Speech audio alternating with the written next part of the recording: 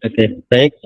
Ustazah mohon izin untuk memulai. Bismillahirrahmanirrahim. Assalamualaikum warahmatullahi wabarakatuh. Waalaikumsalam. Waalaikumsalam warahmatullahi wabarakatuh. Oke, baik. Alhamdulillahirrahmanirrahim. Terima kasih atas Waalaikumsalam kerawan warahmatullahi wabarakatuh. Ustazah semua. Baik, terima kasih atas kerawan Ustazah semua untuk menghadiri, memenuhi undangan dari sekolah yang mohon maaf mungkin mendadak gitu ya tadi pagi, karena memang begitu susahnya mencari waktu untuk mengumpulkan Ustazah gitu ya, karena kita memang full day. Kemudian idealnya hari Sabtu kemarin, namun karena hari Sabtu kemarin adalah pekan terakhir di bulan ini sehingga Ustazah harus free gitu ya. Nah, sedangkan kegiatan ini memang harus segera dilakukan, sehingga mohon maaf saat ini barangkali Ustazah yang juga mungkin sambil mengajar nanti bisa tetap mengikuti dan jangan khawatir, insya Allah nanti ada recordnya gitu ya, nanti bisa dipelajari ulang. Nah, sambil saya share screen, semoga nanti bisa terlihat. Oke, sampun terlihat nggih paparan saya nggih. Sudah terlihatkah Ustazah?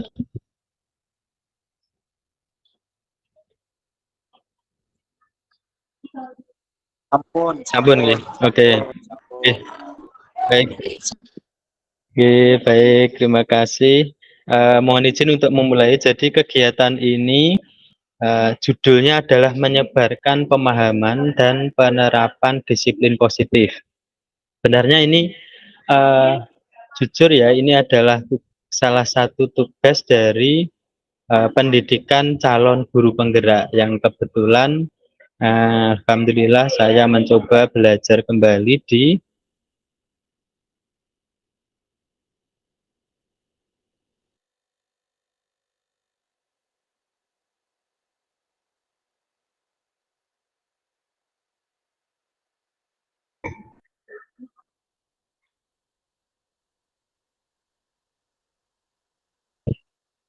cek. Mohon maaf saya terpental, apakah ini share screen saya masih ada? Kosong, nggak ada share screen. Oke, baik, tak share screen ulang.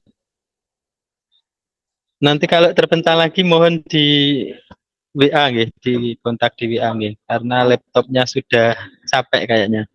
Baik, si sponsor sih.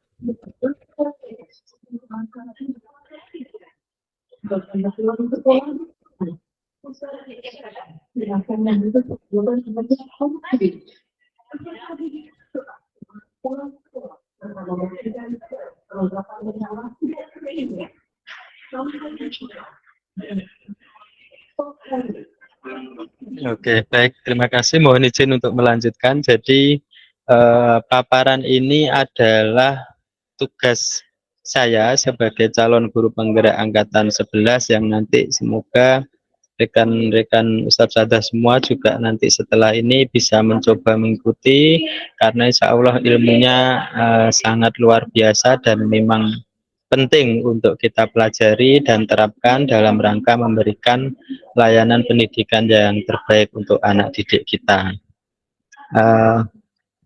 Yang pertama, tujuan dari kegiatan ini adalah peserta nanti Ustazah semuanya bisa memahami pentingnya menciptakan lingkungan yang aman, nyaman, berbasis disiplin positif, terkhususnya di SD Plus Rahmat Kota Kediri ini. Nah, kemudian kesepakatan kelas seperti biasa, semoga ini Ustazah di kelas juga semuanya sudah membuat di awal tahun ajaran baru. Saya percepat saja, hadir tepat waktu ya, tadi mohon maaf cukup molor karena memang kondisi yang sangat tidak ideal gitu ya. Kemudian menyalakan kamera audio, mohon nanti ketika kita di sesi diskusi panjenengan semua bisa aktif, kemudian menyalakan kamera atau audio untuk berdiskusi. Menghargai pendapat peserta lain dan kemudian bertanya atau memberikan pendapat dengan tertib. Nah, sebelum masuk ke materi, Ustaz Sadah coba kita refleksikan mungkin pengalaman satu dua orang saja Ustaz Sadah terkait penerapan disiplin di sekolah. Kira-kira ada yang mau berpendapatkah tentang disiplin di sekolah? Ini tidak hanya guru kelas ya, ada yang non kelas mungkin juga bisa jadi. Silahkan, boleh juga barangkali ingin berpendapat. Silahkan, monggo, Ustaz Sadah. Ada? Oke. Ini Ustazah Esti ya. Oke, silakan Ustazah Esti. Oke, terima kasih Ustadz untuk waktunya. Nah, ini saya mau menyampaikan pengalaman pribadi terkait dengan disiplin di kelas. Kebetulan saya adalah salah satu pengajar di kelas literasi, kelas baca, yang mana saya diberikan waktu dalam satu pekan bertemu dengan satu kelas ya, di satu jam pelajaran. Dari saya sendiri, dari kelas 1 sampai kelas 3. Baik Ustadz, untuk di kelas literasi sendiri ada adab berkunjung ke perpustakaan, yang mana saya sosialisasikan kepada anak-anak di awal kita ketemu di MPLS. Dan terus kami sounding bahwasanya seperti peraturan-peraturan dasar, kalau ke perpustakaan maka harus tertib dan antri, kemudian sepatu diletakkan di tempat sepatu, kemudian masuk berantrian ke dalam perpustakaan dan menggunakan perpustakaan dengan cara yang baik begitu. Nah, ini ada satu kesempatan yang mana anak-anak itu ada yang over excited, dalam artian tuh lompat-lompat ke sana kemari hingga akhirnya mengganggu teman yang lainnya menggunakan perpustakaan. Nah, saya sendiri caranya adalah dengan mengingatkan anaknya, tidak hanya diteriakin dari jauh ya Ustadz, saya karena ini peserta didiknya masih di kelas 1 sehingga saya harus menyetarakan badan setinggi tatapan mata anak kelas 1. Jadi agak duduk di agak bawah begitu sehingga bisa meraih perhatian anak untuk apa yang kita sampaikan bisa dimengerti oleh peserta didik. Itu saja Ustadz, terima kasih dari saya. Oke, baik, terima kasih Ustazah Esti. Nah, tadi nampaknya sudah, insya Allah juga di semua kelas juga sudah ya ada kesepakatan kelas yang telah dibentuk, disepakati di awal tahun pelajaran kemarin ya di kegiatan MPLS. Nah, ini tadi kan saya sempat terlempar lagi, saya share screen ulang.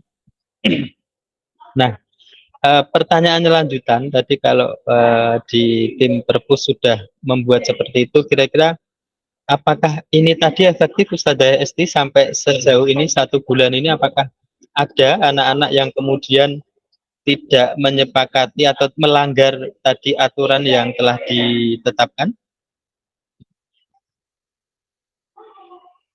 Nampaknya sedang.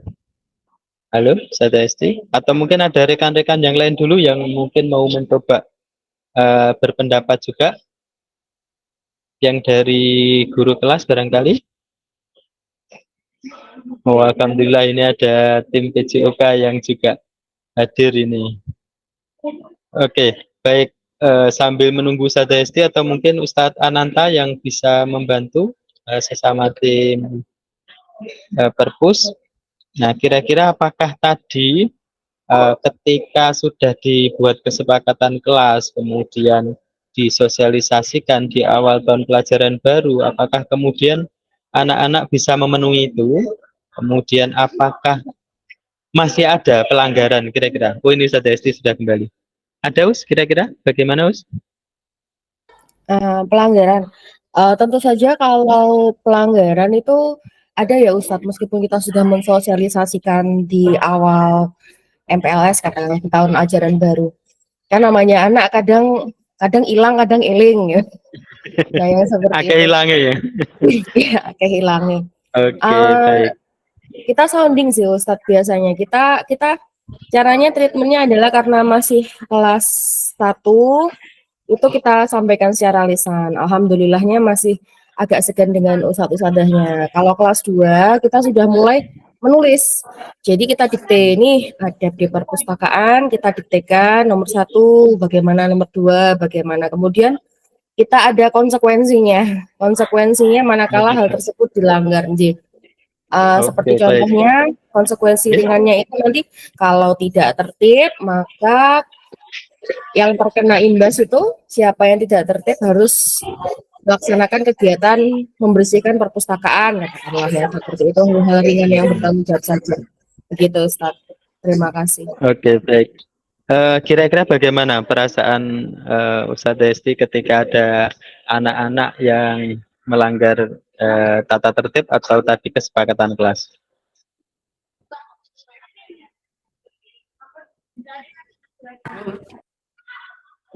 Perasaannya ya Ustadz ya, kalau ada yang melanggar ya, karena ini masih kelas 1, 2, 3 gemes ya Ustadz ya. Oke, baik, Mungkin baik. Terima kasih Ustadz saja Desti. gitu. Iya, oke, baik. Sebenarnya nanti untuk konsekuensi kemudian treatment yang dilakukan nanti akan kita coba bahas ke sesi berikutnya gitu ya, ke slide-slide berikutnya. Baik, terima kasih Ustaz Desti. Berikutnya coba kita refleksikan pengalaman yang kita miliki dengan menjawab beberapa pertanyaan berikut. Mungkin teman-teman karena masih sambil ngajar gitu ya, mungkin bisa sambil ditulis di kolom chat, tidak apa-apa sih. Sebagai guru, bagaimana saya bisa menciptakan lingkungan belajar yang positif bagi peserta didik? Kemudian pertanyaan kedua, kira-kira apa sih hubungan menciptakan lingkungan belajar yang positif dengan pembelajaran yang berpihak kepada murid? Silakan barangkali ada yang mau berpendapat, 1-2 orang begitu, atau mungkin kalau masih sambil berkegiatan boleh dituliskan di kolom chat.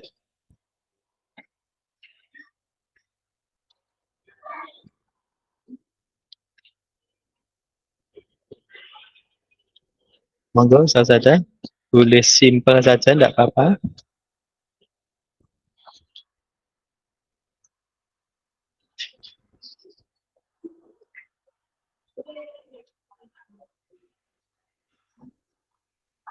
Oke, baik, karena nampaknya masih banyak yang berkegiatan ya, nanti boleh rekan-rekan usahadah boleh sambil menuliskan jawabannya di kolom chat, tidak apa-apa gitu ya. Sambil saya melanjutkan karena ini total slide-nya ada 63 slide gitu ya, semoga nanti bisa selesai dalam 1 jam ke depan gitu ya. Oke, berikutnya ini ada sebuah video. Semoga tidak panjang ya. Selamat datang di podcast Disiplin Positif bersama Irfan Amali, praktisi pendidikan, penulis, dan pengembang media kreatif. Podcast ini dipersembahkan oleh program Ayo Main yang didukung oleh Guyup, sebuah kolaborasi antara Peace Generation Indonesia dengan Perserikatan Bangsa-Bangsa dalam mempromosikan pendidikan perdamaian di Indonesia. Pada sesi pertama, Irfan Amali akan menjelaskan tentang apa itu disiplin positif. Selamat mendengarkan.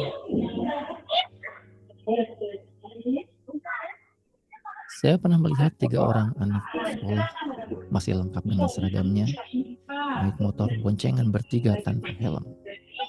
Alasannya, tidak ada polisi, tidak ada yang mengawasi. Itulah salah satu fenomena dalam dunia pendidikan kita, di mana ternyata kedisiplinan masih harus ditegakkan kalau ada pengawasan. Dan ini menjadi problem kita semua dan menjadi pertanyaan besar. Apa sebetulnya disiplin? Dan jika Anda concern pada masalah ini, maka Anda ada di channel yang tepat bersama saya Irfan Amali dalam serial podcast Disiplin Positif.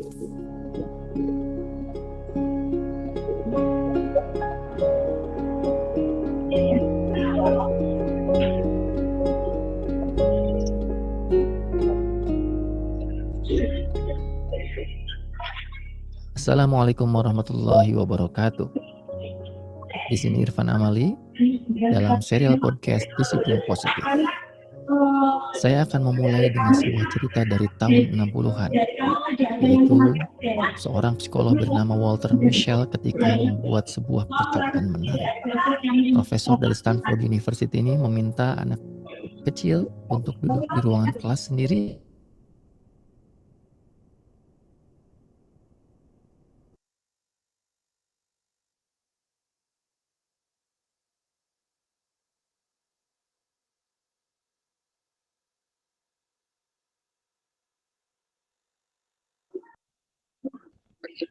Oke.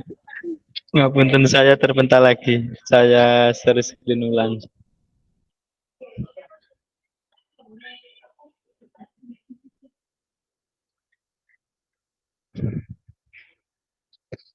Jika berhasil, maka anak itu akan diberi 2 marshmallow. Apakah masih terlihat Apakah mereka berhasil? videonya? Ternyata dari 600 orang yang diuji, cuma sepertiganya yang berhasil.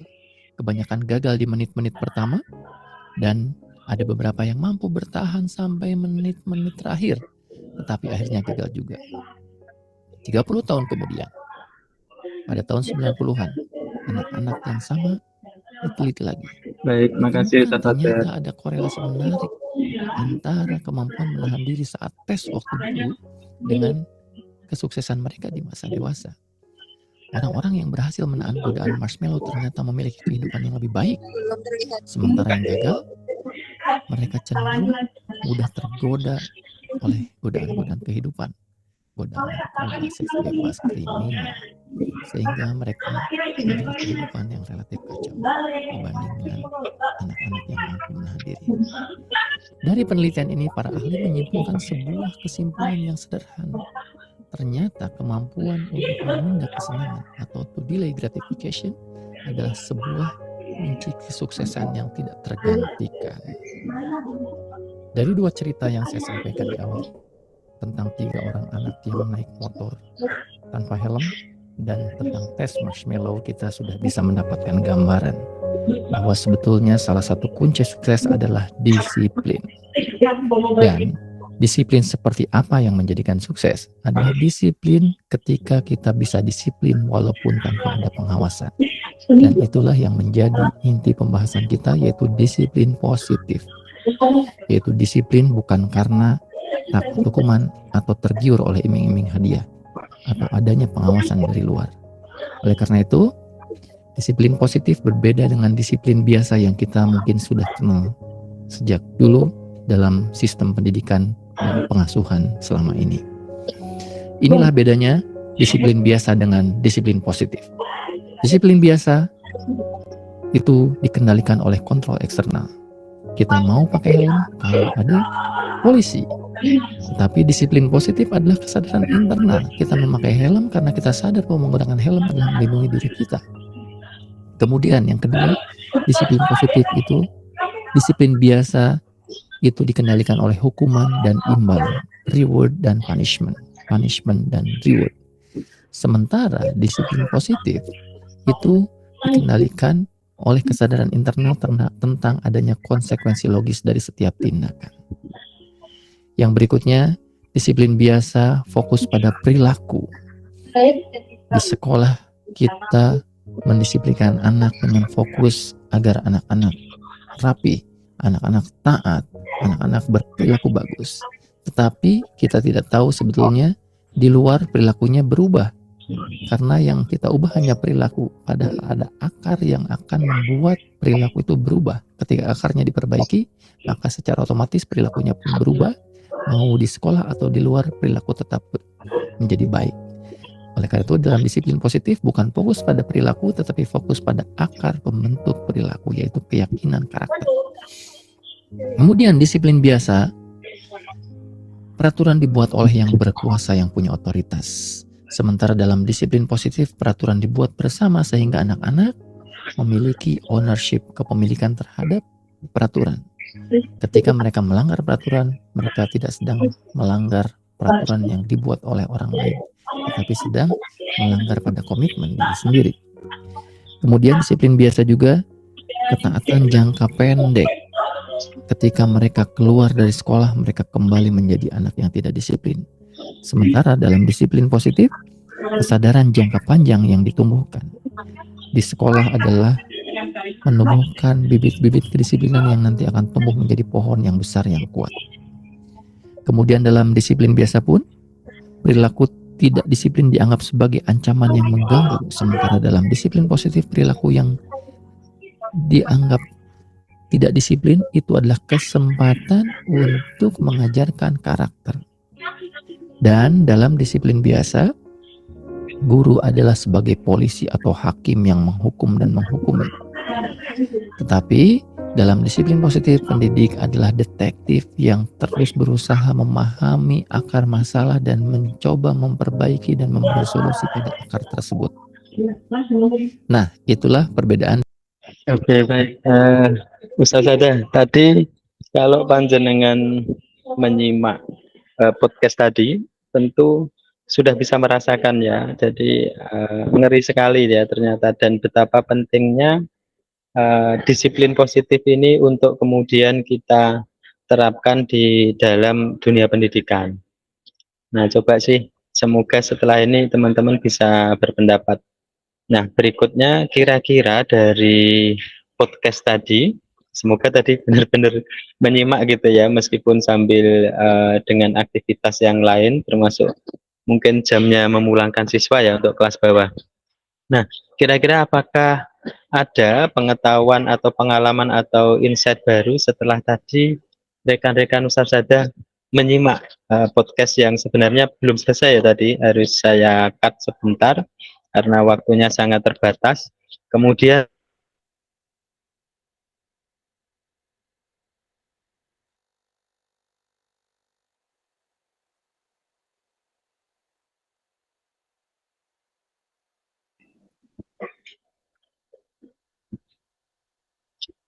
terpental lagi, ya Allah.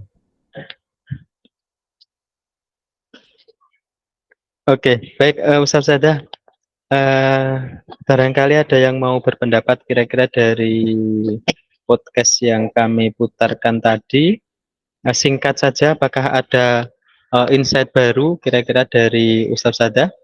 Silahkan boleh resen atau mungkin eh, dituliskan di kolom chat kayak pertanyaan yang pertama tadi juga boleh kalau Ustaz Sada masih mencoba untuk menyampaikan pendapatnya di kolom chat.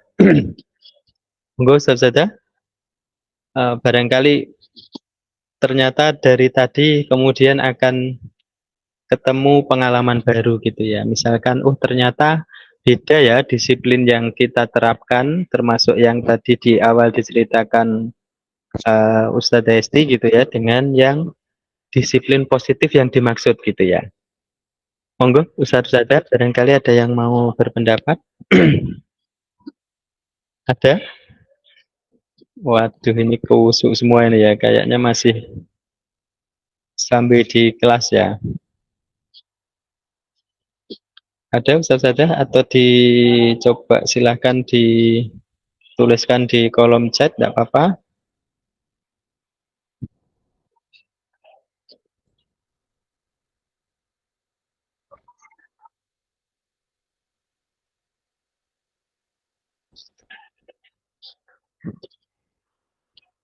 Belum ada ya. Oke, baik, saya lanjut saja, tidak apa-apa, sambil nanti semoga materinya nanti setelah ini akan saya share dan semoga ada kesempatan untuk kemudian kita kembali sama-sama belajar gitu ya. Oke, nah sekarang ini sebenarnya nanti yang akan kita pelajari ternyata di disiplin positif itu ada keterkaitan antara 5 submateri ini.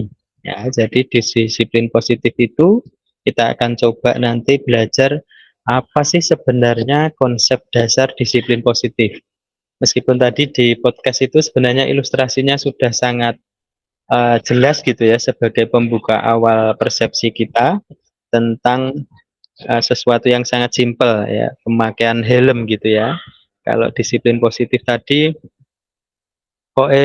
naik motor ya berarti harus pakai helm gitu ya, meskipun hanya keluar sebentar, meskipun tidak ada apa namanya cegatan operasi gitu ya, meskipun tidak ada polisi, tetapi begitu eh, pakai motor maka otomatis akan pakai helm ya, kira-kira begitu.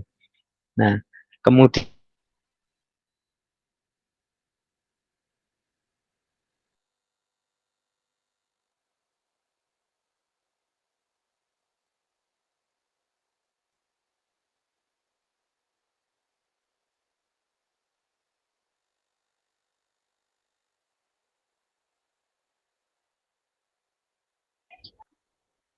Kemudian yang kedua ada kebutuhan dasar manusia dan dunia yang berkualitas. Nah, kemudian ada keyakinan kelas yang ini juga semoga semua kelas sudah mencoba membuat gitu ya. Kemudian ada 5 posisi kontrol sebagai guru dan mute dulu ya. Kemudian yang kelima ada segitiga restitusi. Nah, ini semoga nanti ilmu-ilmu baru ini bisa kita pelajari dengan baik dan kemudian bisa kita implementasikan di kelas kita. Yang pertama konsep dari disiplin positif. Nah, kira-kira ketika tadi mendapat undangan disiplin positif gitu ya, sosialisasi disiplin positif apa sih sebenarnya yang dikehendaki dengan adanya disiplin positif gitu ya. Nah, kata-kata disiplin, coba kalau Ustadz sudah mendengar disiplin itu kira-kira persepsinya apa sebenarnya Ustadz Sada? Tulis saja di kolom chat tidak apa-apa, karena sepertinya sedang ini di jam terakhir ya, sambil masih pegang kelas gitu ya. Ustadz Agus mau menyampaikan sesuatu?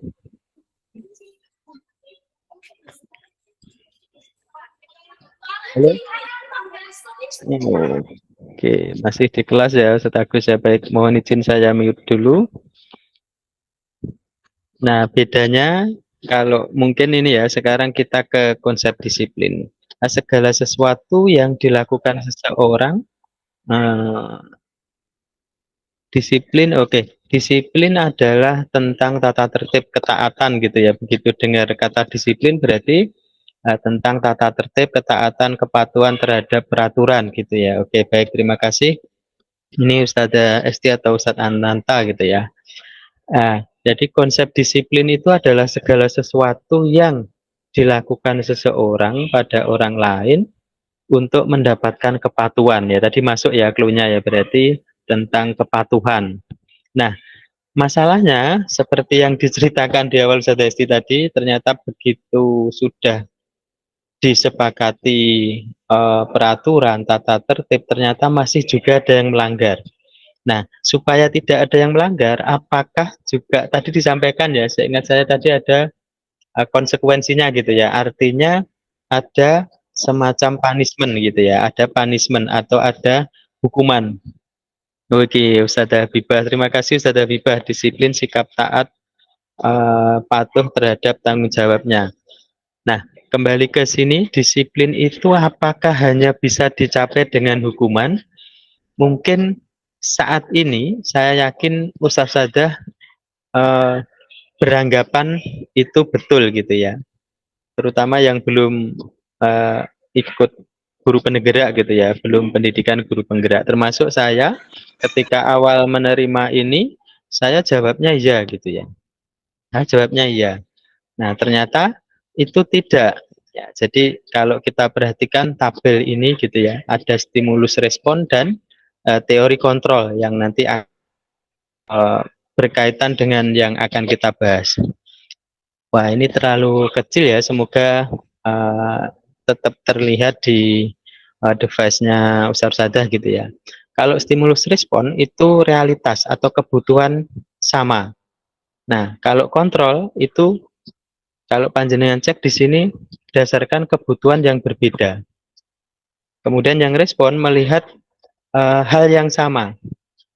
Nah, kalau teori kontrol memiliki gambaran yang berbeda. Sebenarnya ini nanti penjelasannya cukup panjang ya untuk membuka nanti mengawali 5 posisi kontrol guru yang nanti kita coba detailkan di akhir.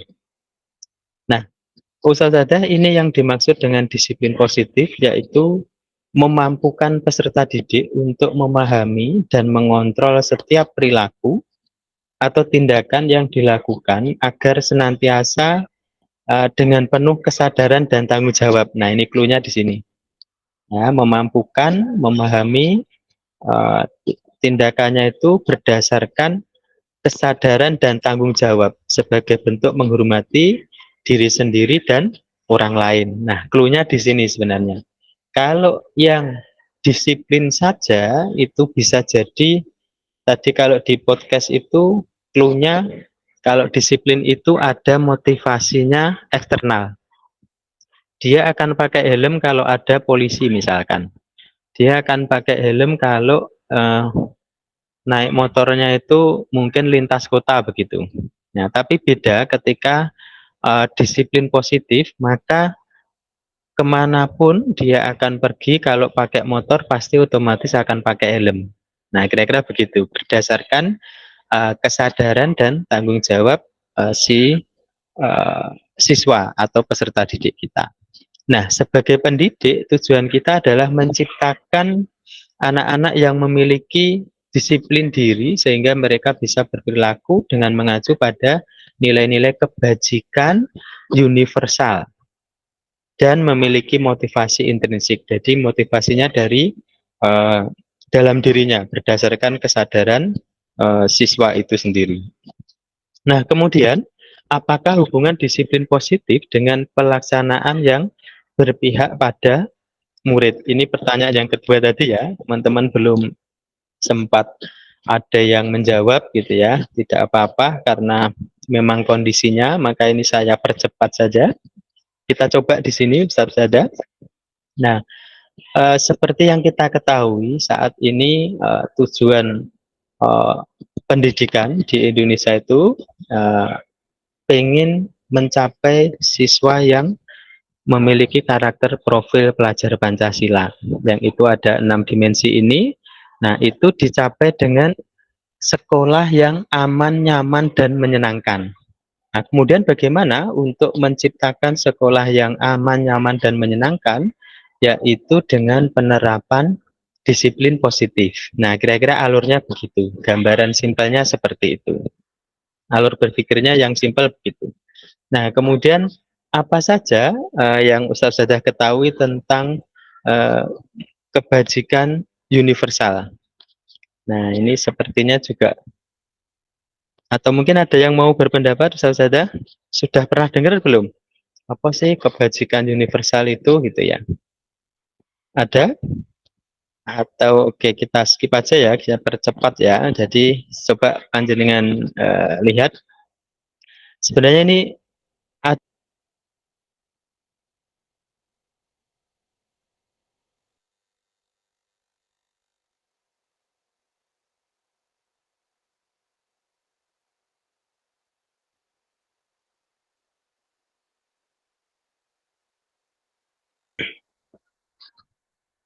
terpental lagi yang kesekian kalinya, ya Allah. Oke, baik, mohon izin melanjutkan. Semoga Ustaz Zadah bisa bersabar ya, enggak apa-apa. Oke, kebajikan berkaitan dengan norma. Oke, kebajikan universal, norma yang berlaku secara universal. Nilai-nilai yang disepakati bersama. Oke, wah, ini keren-keren jawabannya. Baik, terima kasih Ustaz Zada yang sudah mencoba untuk menjawab. Sebenarnya referensi pustakanya cukup banyak gitu ya. Cuman ini kami coba persimpel jadi sifat-sifat positif manusia yang merupakan tujuan mulia yang ingin dicapai setiap individu. Jadi pada prinsipnya saele-ele wong pasti punya keinginan untuk mencapai kebajikan universal ini. Jadi kalau di 7 nilai kebajikan esensial itu ada mulai empati, kemudian suara hati, kontrol diri, kemudian rasa hormat, kebaikan.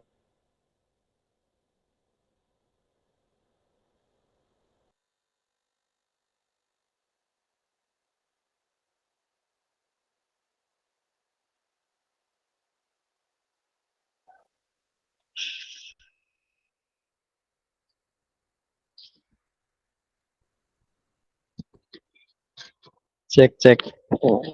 Ustazah, semoga saya masih ini ya. Ustazah Lolita yang terlihat, apakah masih nampak sini? Enggak apa-apa ya. Masih, Ustaz. Oke, baik. Ngapunten, ini memang laptopnya waktunya pijet kayaknya. Oke, baik. Terima kasih. Oh, Ustadz Mukmin ini ya. Baik, saya dipercepat, keburu asar ya. Baik, ya kira-kira dari 7 tadi, dari 7 nilai yang ini ya, nilai-nilai kebajikan universal ini kira-kira, wah ini Ustadzah Imam ada ndak ini? Kalau Ustadzah Imam mungkin suara hati gitu ya, kayak lagu. Nah, coba dari ketujuh nilai ini, kalau menurut Ustadzah yang paling menarik yang mana? Atau yang mungkin eh, atau sudah kita terapkan di Rahmat itu yang mana dari ketujuh ini atau mungkin tujuh-tujuhnya sudah gitu ya. Mulai dari empati, suara hati, kemudian kebaikan, insya Allah sudah semuanya gitu ya sebenarnya. Meskipun ada yang terbungkus rapi, ada yang sudah terlihat jelas gitu ya. Oke.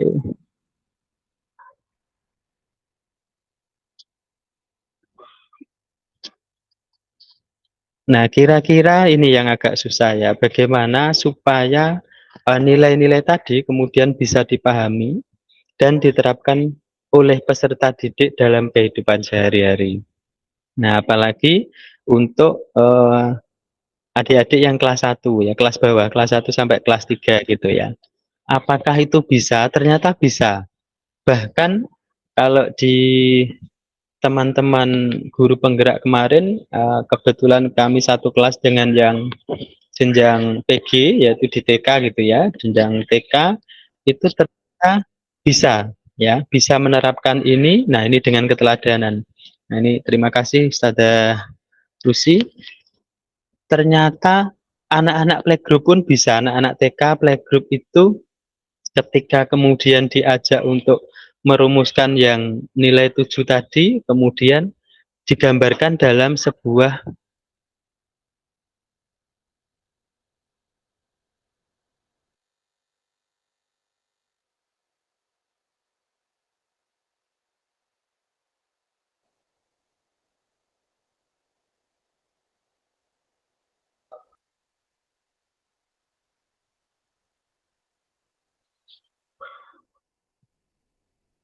Oke, kalau di TK kemarin yang saya lihat paparan teman-teman itu ternyata ada yang justru sangat mudah. TK itu mungkin kalau di TK Rahmat justru lebih istimewa gitu ya. Kalau kemarin saya lihat di rekan-rekan TK itu mereka bisa mengkondisikan anak-anak, bahkan bisa mengajak ngobrol dari hati ke hati itu sangat luar biasa dengan gambar-gambar, dengan apa istilahnya yang sentra balok itu ternyata teman-teman pengajar TK itu bisa memvisualisasikan nilai-nilai ini dengan benda-benda yang ada, itu sangat luar biasa. Nah, nanti kan juga ada praktek beberapa kegiatan praktek yang sudah kami lakukan nanti untuk inspirasi buat kita semua gitu ya.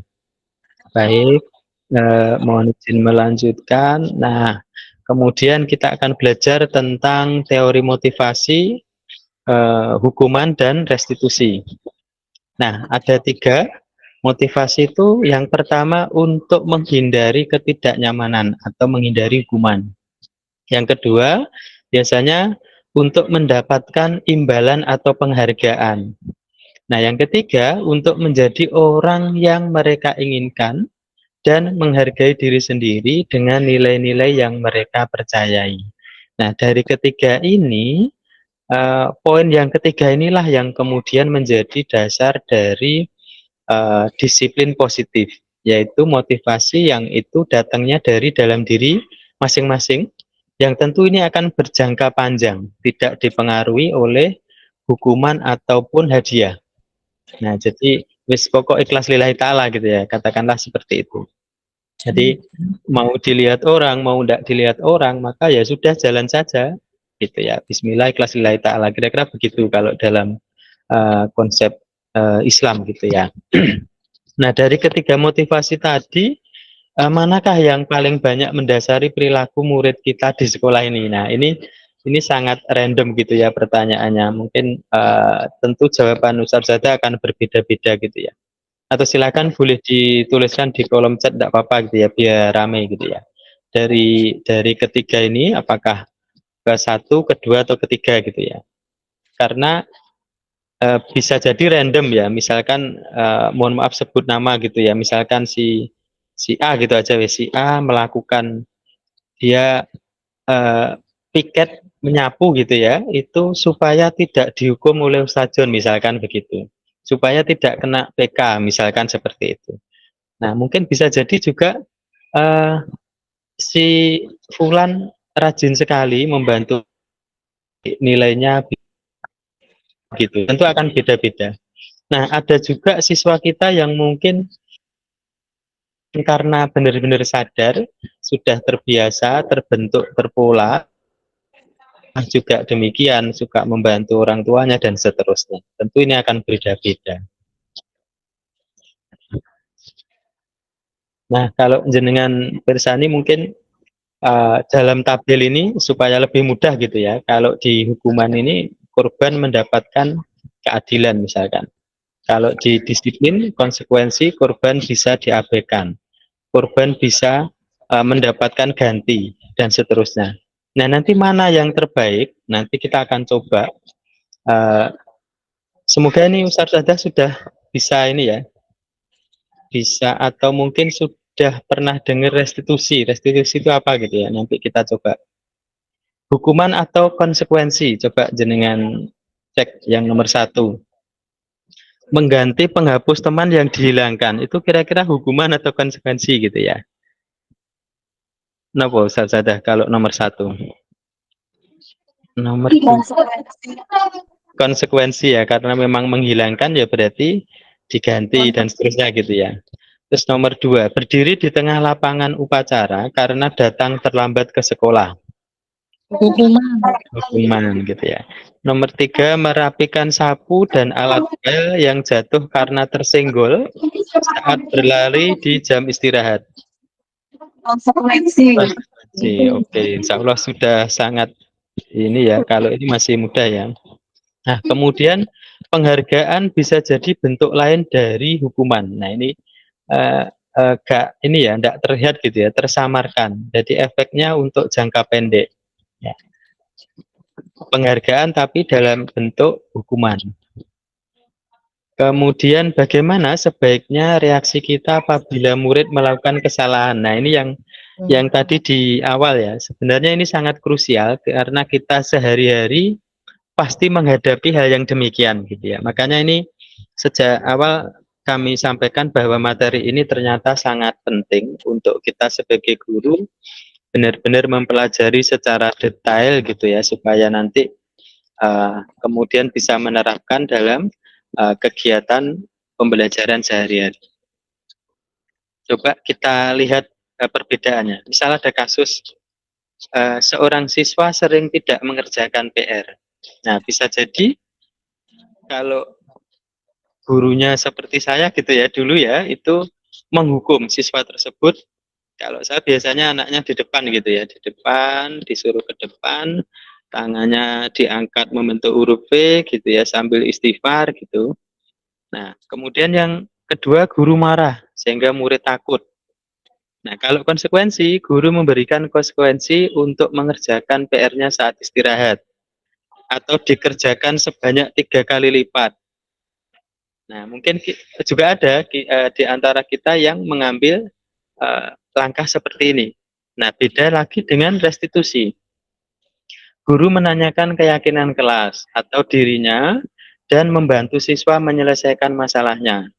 Kemudian guru terbuka dengan siswa dan menghormati diri dan orang lain. Nah, kira-kira Ustaz Sada kalau jujur ini kira-kira sering mengambil treatment yang mana? Apakah hukuman, konsekuensi, atau restitusi sudah pernah dilakukan? Ayo jujur. Silakan ditulis di chat saja, enggak apa-apa. Kalau saya sebelum memahami ini, itu sering mengambil hukuman. Kalau kita mungkin di kelas, semuanya gitu ya. Di kelas mungkin ada PK gitu ya, itu masuk di tengah, konsekuensi gitu ya. Nah, sudah ada, berarti sudah Lucy sudah memahami restitusi gitu ya. Oh, sudah ada, berarti sudah ada ini. Alhamdulillah, nanti mohon untuk arahnya Ustazah Betty. Oke, baik. Terima kasih Ustazah Lucy, Ustazah Betty. Oke, semoga juga teman-teman semuanya sudah pernah gitu ya, meskipun yang banyak yang di tengah gitu ya misalkan. Sudah semua restitusi sering, alhamdulillah. Ini Ustazah Dwi ya. Baik, terima kasih. Mohon izin melanjutkan. Nah, berikutnya apa sih yang dimaksud dengan restitusi gitu ya? Barangkali tadi masih ada usaha-usaha yang sekiranya belum memahami apa sih yang dimaksud dengan restitusi. Jadi restitusi itu adalah proses menciptakan kondisi bagi peserta didik untuk memperbaiki kesalahan yang mereka lakukan. Nah, jadi yang pertama tidak langsung dengan hukuman ya, tapi guru mengajak murid untuk berefleksi tentang tindakan yang telah dilakukan untuk memperbaiki diri sehingga menjadi pribadi yang lebih baik dan menghargai dirinya sendiri. Nah, ternyata ini ada ilmunya gitu ya. Langkahnya ada 3, nanti kita coba di belakang. Nah, restitusi ini bukan untuk menebus kesalahan, ini yang sering miss ya, namun untuk belajar dari kesalahan. Kemudian memperbaiki hubungan, misalkan si A ndak piket gitu ya, ternyata itu kan ngefek ya, kalau piket itu kan ngefek ke kondisi kelas, sehingga bisa jadi akan ada gesekan dengan temannya gitu ya. Nah, restitusi itu bisa dipergunakan untuk memperbaiki koneksi atau hubungan dengan rekan-rekan yang tadi. Adalah tawaran, bukan paksaan gitu ya. Jadi Ustazah memberikan tawaran. Nanti si user, si siswa boleh mensepakati melakukan tindakan yang ditawarkan Ustazah atau boleh dengan alternatif yang lain yang mungkin serupa gitu ya.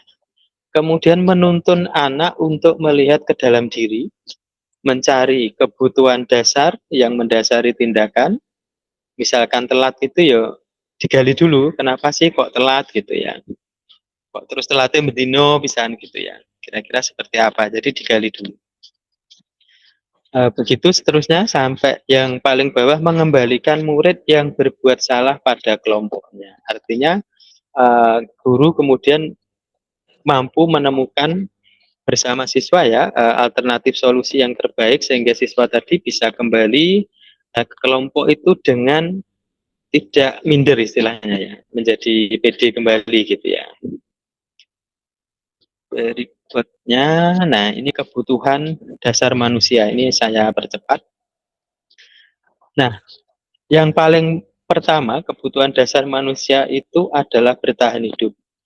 Ternyata ini sangat penting kita pahami sebagai guru, sehingga kita nanti bisa mengambil langkah atau treatment yang benar-benar tepat. Ya, ketika ada, kayak tadi di kelas 6 misalkan ada problem gitu ya, maka kita bisa coba menganalisis dulu. Ya, menganalisis dulu dikaitkan dengan ini. Jadi yang pertama itu orang ingin bertahan hidup. Kemudian kasih sayang atau rasa diterima, kemudian kebebasan, kesenangan, dan penguasaan. Nah, intinya 5 kebutuhan dasar manusia ini idealnya ingin terpenuhi semua-muanya. Nah, misalkan ada satu saja yang belum terpenuhi di diri anak kita, atau mungkin bahkan kita juga ya, itu pasti akan komeng, akan melakukan sesuatu yang bisa jadi kemudian itu.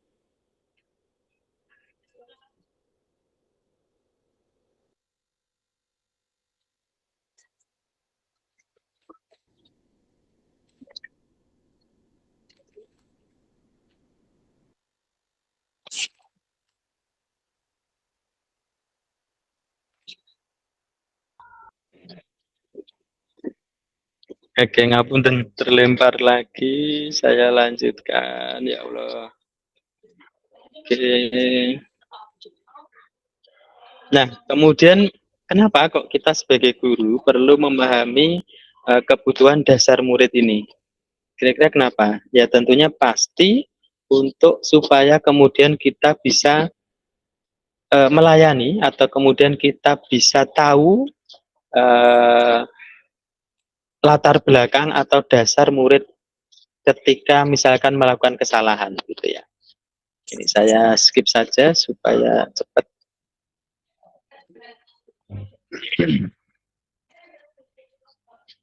Memenuhi kebutuhan belajar. Oke, nggih, terima kasih Ustazah Lucy. Ini saya skip ya.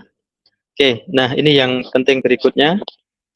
Nah, mengapa keyakinan kelas kok bukan peraturan kelas saja gitu ya? Kemudian mengapa keyakinan kelas itu penting untuk membangun budaya positif? Nah, ini ada 3 pertanyaan Ustazah. Barangkali eh, kalau nampaknya ini sudah bisa bersuara, silakan bisa langsung dijawab lisan dan singkat saja. Atau mungkin kalau memang belum sempat ya silakan dituliskan di kolom chat.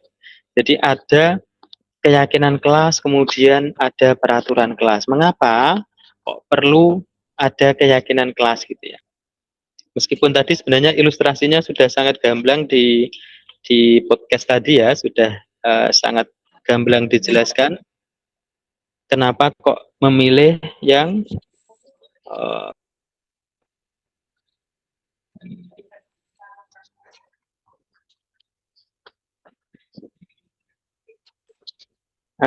sudah yang ada, silakan dituliskan di kolom chat atau mungkin ada yang mau. Oke, Ustazah Lucy ya, silakan Ustazah Lucy.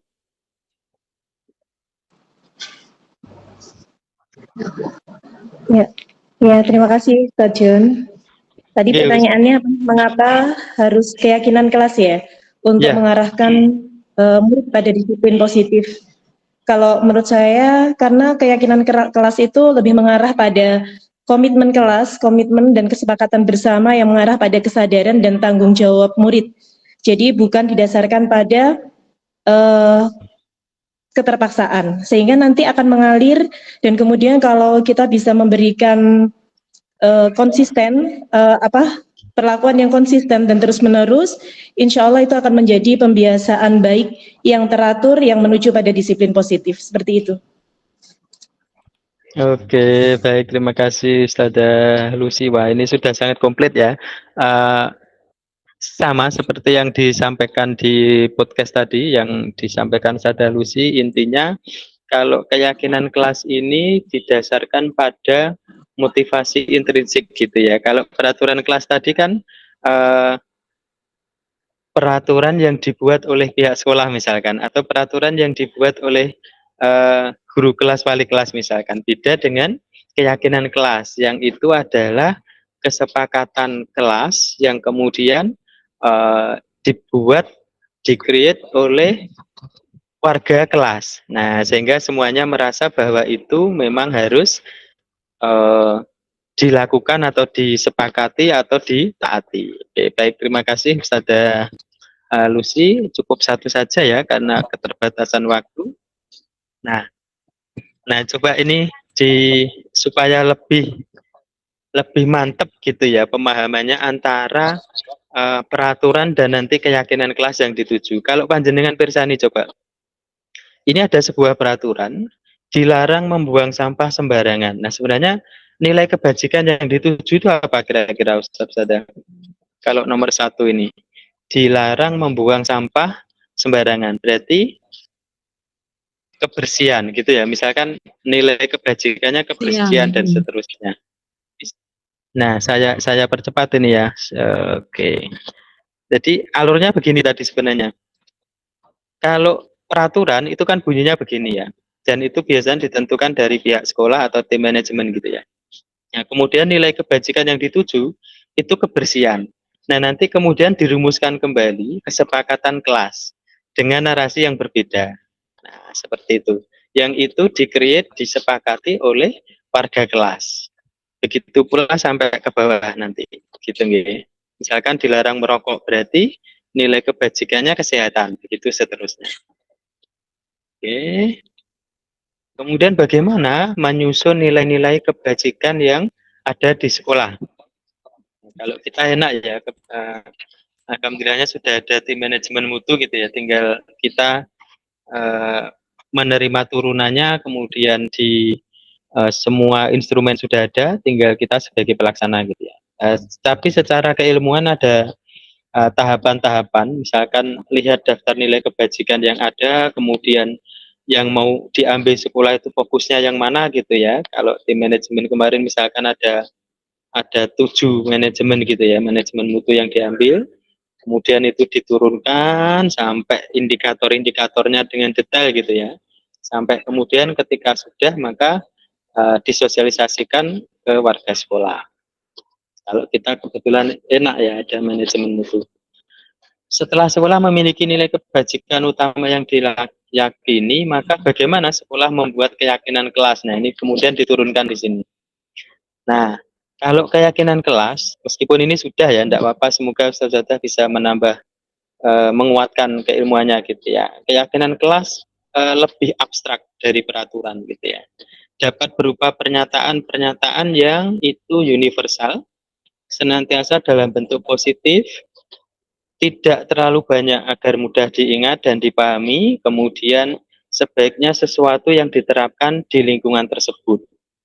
Disusun melibatkan warga sekolah atau warga kelas gitu ya. Kemudian hendaknya ditinjau kembali dari waktu ke waktu. Nah, nanti kalau di kelas biasanya ya langsung 1 tahun gitu ya. Atau nanti kalau teman-teman misalkan per semester ternyata tidak efektif, mau diubah, asalkan semua warga sekolah warga kelas menyepakati maka boleh saja gitu ya. Nah, ini detailnya seperti ini ya, Ustazah. Semoga ini terlihat ya. Saya percepat saja. Nah, contoh keyakinan kelas misalkan setiap anggota kelas perlu belajar, perlu senang misalkan. Nanti tiap tiap jenjang kelas itu tentu akan berbeda-beda sesuai dengan eh,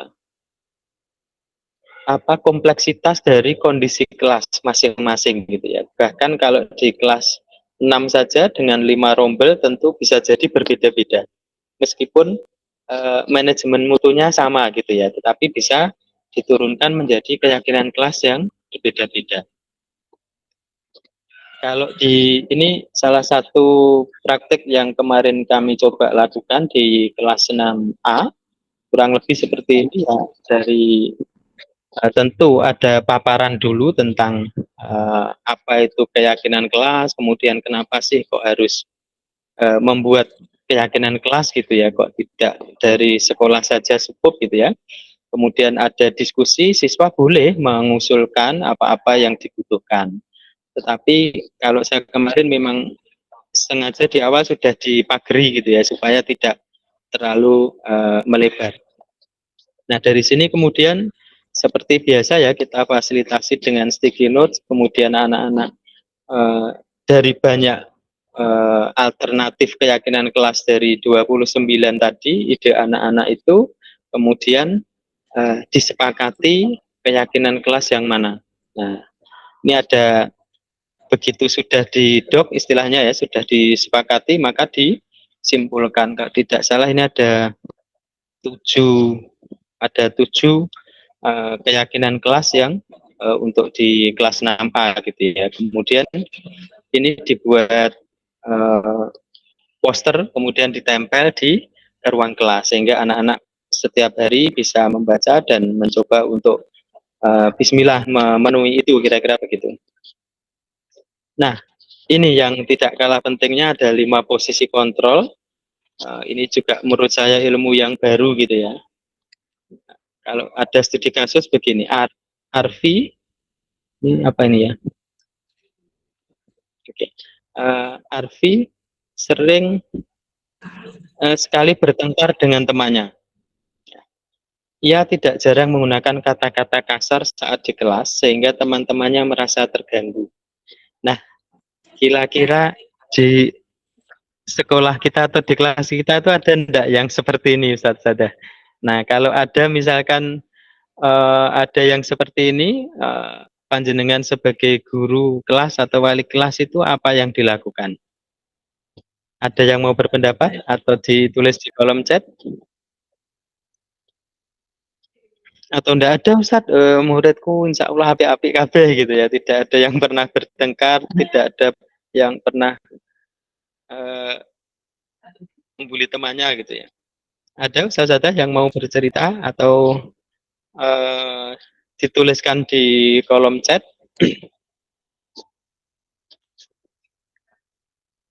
Oke, nampaknya sedang ngajar lagi nih ya teman-teman. Baik, saya percepat saja, tapi semoga tadi dengan ilmu yang disampaikan di depan, kemudian yang ini yang penting, ada 5 posisi kontrol guru.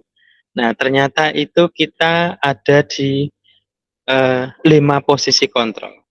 Yang pertama sebagai penghukum, biasanya bisa menggunakan hukuman fisik atau verbal, gitu ya, atau sampai mengancam gitu ya.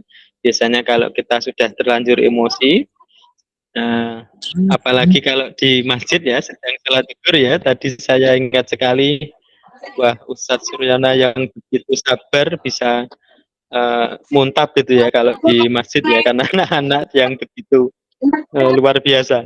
Kemudian sebentar, mohon maaf Ustazah Habibah, saya mute dulu ya. Baik, mohon izin melanjutkan. Yang kedua ada pembuat rasa bersalah. Nah, biasanya tipikal guru ini menggunakan bahasa yang lembut, namun membuat orang lain merasa tidak nyaman, merasa bersalah atau rendah diri. Nah, kemudian ada yang ketiga, itu posisi kontrol sebagai teman. Biasanya lebih dekat dengan anak-anak, kemudian mencoba masuk, misalkan memposisikan diri sebagai teman, sehingga si anak nanti bisa bercerita lebih banyak, lebih jujur gitu ya, terkait kondisi yang sebenarnya gitu ya. Kemudian ada posisi pemantau, melandaskan tindakan pada peraturan dan konsekuensi. Nah, kemudian ada juga yang sebagai posisi kontrol sebagai manajer, mempersilahkan murid mempertanggungjawabkan perilakunya dan mendukung murid untuk menemukan solusi atas permasalahannya sendiri. Nah, Ustazah, kira-kira kalau dari 5 posisi kontrol itu sebenarnya yang ideal yang mana kita terapkan? Bisa tulis di kolom chat saja. Yang idealnya itu seperti apa gitu? Bisa ditulis di kolom chat. Apakah sebagai penghukum atau oke, ada yang manajer gitu ya. Misalkan ada pertanyaan, apakah artinya guru tidak boleh mengambil posisi kontrol sebagai penghukum? Maka boleh gitu ya. Tinggal konteks dari problem yang terjadi atau tingkat apa ya? Tingkat keseriusan dari problem yang ada. Tapi idealnya kita sebagai guru bisa memposisikan diri untuk mengambil posisi kontrol manajer. Atau kalau saya pribadi lebih suka masuk sebagai posisi kontrol di teman. Cuman biasanya kalau anak-anak tidak paham, maka justru itu menimbulkan masalah baru gitu ya. Sehingga anak-anak, mohon maaf tanda kutip, menjadi kurang sopan dan seterusnya. Ada plus minusnya gitu ya. Tapi yang ideal memang di posisi kontrol sebagai manajer. Oke, ini saya skip aja ini ya. Nah, kalau Ustazah ini tadi sudah ya, insya Allah kalau Ustazah bisa lah memposisikan sesuai dengan porsi ya, sesuai dengan porsi. Ini contoh ya, supaya tidak ambigu atau lebih memantapkan pemahaman Ustazah. Penerapan posisi kontrol, misal ada satu kasus siswa tidak memakai atribut lengkap saat upacara. Nah, ini ternyata juga masih banyak ya di sekolah kita. Kalau sebagai penghukum, maka patuhi aturan sekolah lalu berdiri di depan barisan, atau biasanya setelah upacara disuruh baris sendiri gitu ya. Kemudian ada punishment tertentu gitu. Kemudian kalau sebagai pemantau, kamu sudah melanggar apa peraturan dan konsekuensinya. Jadi lebih ke apa istilahnya? Juga sebenarnya bagus juga sih. Kemudian mencoba untuk benar-benar menerapkan apa peraturan sekolah gitu ya. Kalau sebagai teman, nah jadi lebih luas gitu ya. Ayolah coba tertib, buat Bu Guru bangga. Kali ini tidak apa-apa, kamu salah, misalkan begitu ya. Kalau membuat rasa bersalah, berapa kali Bu Guru harus memberitahu kamu, Bu Guru kecewa sama kamu. Nah ini sebenarnya kan halus ya, tapi ini kemudian bisa membuat perasaan pelaku menjadi merasa bersalah. Nah kalau yang manajer, apakah kamu tahu kesalahanmu, kira-kira bagaimana kamu memperbaiki. Nah idealnya di sini. Ya. Nah, ini yang restitusi tadi ya, jadi segitiga restitusi ya. Kenapa kemudian disebut segitiga restitusi? Karena ada 3 langkah, kira-kira begitu. Yang pertama, validasi tindakan yang salah, gitu ya. Nah, memastikan bahwa si anak itu tahu kalau dia melakukan kesalahan. Nah, jadi sebenarnya ada pakemnya gitu ya, pakemnya contoh atau template gitu ya, template percakapan ketika di posisi validasi tindakan yang salah. Jadi tentu, misalkan begini, kamu tentu punya alasan mengapa melakukan itu. Atau adakah cara yang lebih efektif untuk mendapatkan apa yang kamu butuhkan. Nah ini pada langkah validasi tindakan yang salah. Kemudian yang kedua, menstabilkan identitas. Jadi setiap orang pasti pernah melakukan kesalahan. Nah, jadi benar-benar diambil apa istilahnya, diambil hatinya gitu ya, memposisikan supaya anak ini kemudian kuat gitu ya. Kamu bukan satu-satunya yang pernah melakukan ini. Nah, misalkan begitu. Nah, yang terakhir, langkah yang terakhir adalah menanyakan keyakinan. Nanti kalau di kelas ya keyakinan kelas. Keyakinan kelas apa yang telah disepakati? Nah, kemudian apa yang bisa kamu lakukan misalkan begitu. Atau kamu ingin menjadi orang seperti apa? Ini proses perbaikan, restitusinya di sini. Nah, kira-kira begitu, Ustaz Sada. Oke, ini saya percepat. Nah, ini praktek restitusi yang kemarin kami coba lakukan gitu ya. Ternyata masih banyak anak-anak kita yang kemudian melakukan bullying meskipun verbal gitu ya, bullying verbal meskipun itu sebenarnya maksudnya guyonan gitu ya. Kemarin ada yang seperti ini, anak di kelas 6A Mas Afdal gitu ya, melakukan mengejek nama orang tuanya gitu ya. Karena nama orang tuanya bagus gitu ya, apalagi kalau pas Asmaul Husna itu dibaca kuras kayak gitu ya, dan seterusnya. Nah, kemudian saya coba melakukan restitusi Assalamualaikum warahmatullahi wabarakatuh. Dengan melakukan percakapan yang itu kemudian melalui 3 tahapan yang ini tadi. Melalui 3 tahapan ini tadi, nah kemudian si Mas Abdal ini akhirnya bisa menemukan alternatif solusi yang akan diambil supaya hubungannya dengan Mbak Edkin itu Assalamualaikum warahmatullahi wabarakatuh menjadi baik kembali. Kira-kira begitu, saya percepat. Yang kasus kedua, ini Mas Hafiz, ya Hafiznya ada 2 ya, ini Hafiz B, yang tidak piket karena kebetulan ada catur, saking asiknya main catur sehingga lupa waktunya piket gitu ya.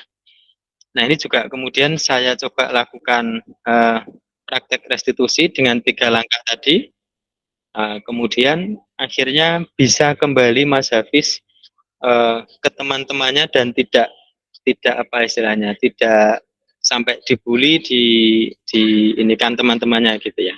Baik, mungkin itu Ustadz Ustadzah, semoga sedikit wawasan ini bisa bermanfaat untuk kita semuanya. Semoga nanti panjenengan bisa lebih banyak mempelajari ini. Kalau yang memang berminat, modulnya insya Allah siap untuk dibagikan, di panjenengan gali lagi. Dan ternyata kalau memang kita kuasai, kemudian kita terapkan itu insya Allah di anak didik kita akan sangat luar biasa. Mungkin seperti itu. Sekali lagi terima kasih atas kerawan panjenengan semua. Ini sudah waktunya asar. Ustadzah Betty, barangkali ada yang bisa disampaikan untuk menguatkan kami. Tadi karena jenengan masih ngajar, jadi terpaksa saya buka duluan. Nggih, Us, terima kasih Ada Ustazah Betty? atas kesempatan. Oh, nggih. Ya, suara saya terdengar, Us? Nggih, sampun monggo Terdengar, silakan. Oh, sampun nggih. Nggih, mohon maaf Ustaz John tadi masih ngajar ya saya. Alhamdulillah ini bagus sekali sebenarnya. Eh apa ya? Tadi kok dari 3 tadi yang disampaikan Ustadz John ini kok saya pernah mengalami semuanya. Tapi insya Allah paling banyak yang di tengah ya. Ini pernah mengalami, mungkin dari Ustadz-Ustadzah semua juga ada yang pernah mengalami ketiga-tiganya, atau mungkin ada yang 2, ada yang 1, bahkan tidak pernah sama sekali yang hukuman ya, mungkin alhamdulillah kalau itu. Jadi kalau dulu-dulu awal-awal kita belum mengerti ya Ustadz, ternyata ini masuk ke hukuman, tidak boleh seperti ini. Nah, kayak gitu. Mungkin lebih ke arah apa ya istilahnya, berkatanya agak keras gitu ke murid, nah kayak gitu. Misalkan mengingatkannya juga terlalu keras. Nah, jadi bukan ini ya menuju ke perbaikan, intinya malah ada yang merasa takut. Nah, kayak gitu. Nah, ini mungkin bisa menjadi refleksi diri kita juga ya Ustadz. Mungkin dari saya juga perbaikan-perbaikan ke depannya, mungkin juga teman-teman yang sudah pernah melakukan juga melakukan perbaikan-perbaikan untuk selanjutnya. Mungkin gitu aja Ustadz. Ini sebenarnya materinya bagus sekali ya ini. Bisa diterapkan ke Ustadz-Ustadzah nantinya. Oke. Itu saja Oke. Ustadz. Nggih. Sampun. Nggih, baik. Terima kasih Ustazah Betty sudah berkenan untuk memberikan penguatan. Terima kasih Ustazah. Semoga sedikit ilmu yang kami sampaikan, yang kita diskusikan bermanfaat untuk utamanya diri saya sendiri, semoga bisa menerapkan, dan juga semoga semua rekan-rekan Ustazah bisa mencoba menerapkan dan kita semuanya berhasil gitu ya, sehingga di SD Plus Rahmat benar-benar menjadi sekolah yang inklusif, yang nyaman untuk siswa dan juga untuk guru. Demikian, terima kasih. Kita tutup dengan hamdalah dan doa penutup majelis. Alhamdulillahirrabbilalamin. Subhanakallahumma wa bihamdika asyhadu alla ilaha illa anta astaghfiruka wa atubu ilaik. Terima kasih Ustaz Sada. Semoga diganjar oleh Gusti Allah dengan ilmu yang bermanfaat. Matur nuwun, saya akhiri. Assalamualaikum warahmatullahi wabarakatuh.